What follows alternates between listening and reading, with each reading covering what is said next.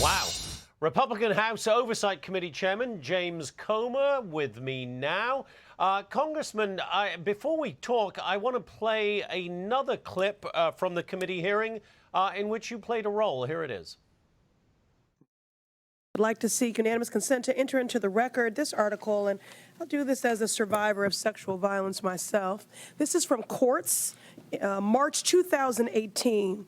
Without objection, so ordered. Data from Texas shows that U.S.-born... Without objection, so ordered. We've put it in the record. Let me proceed.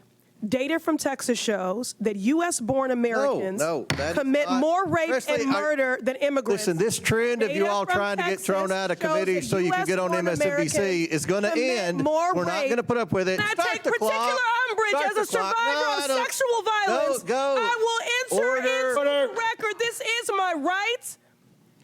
Thank you. No. So, Congressman, how'd that hearing go? It went well. I mean, the Democrats try to obstruct. They don't have anything substantive to say. They try to intimidate the witnesses. You had Eric Adams there, who's the one mayor on that panel that's actually agreed to comply with the law and work with Tom Homan to deport the criminal aliens. That's what we're talking about, the criminal aliens, the ones that have already committed a crime over here.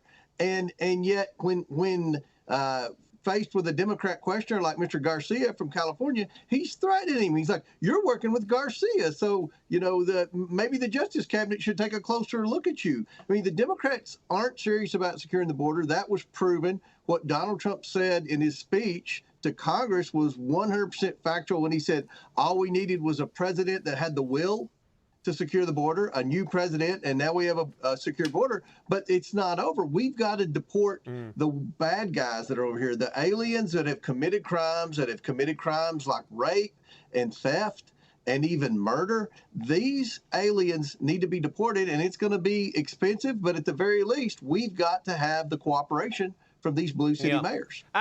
And Congressman, President Trump says he needs more money, as you say, because it is going to be expensive. We've got this budget deadline looming next week. Is Congress going to get its act together, come to an agreement between the Senate and the House, and give President Trump the budget that he wants? I hope so. You know, this budget is a continuing resolution. It's not what conservatives like me would prefer, but when it takes 60 votes to pass the Senate, then that's the best you can do. When you look at Republicans want to cut spending, Democrats want to increase spending, you have to compromise to get to 60 votes in the Senate. What's the compromise? Keep spending flat.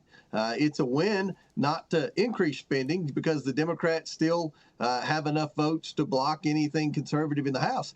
The real most important legislation is the budget reconciliation bill, which only takes 51 votes to pass the House.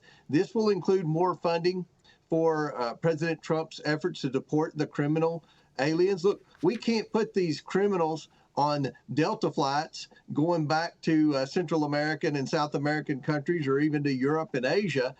We have to put them on military flights because they're dangerous, they're bad people, and that's going to cost money. It's going to cost money to finish the border wall. It's going to cost money to have these detention facilities that are going to detain these criminal aliens. So Congress is going to have to step up and do that. Yeah, and very quickly, Congressman, you're chairman of the Oversight Committee. Does Elon Musk and Doge need a little more oversight?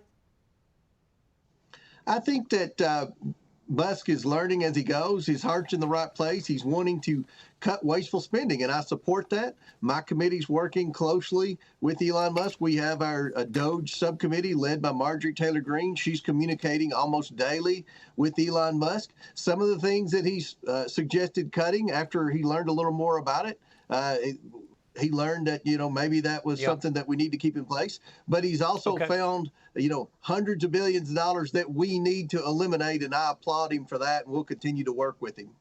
All right, Congressman James Comer from the great state of Kentucky. Thank you, sir. You're always very generous with your time with us. Thank you very much, Congressman.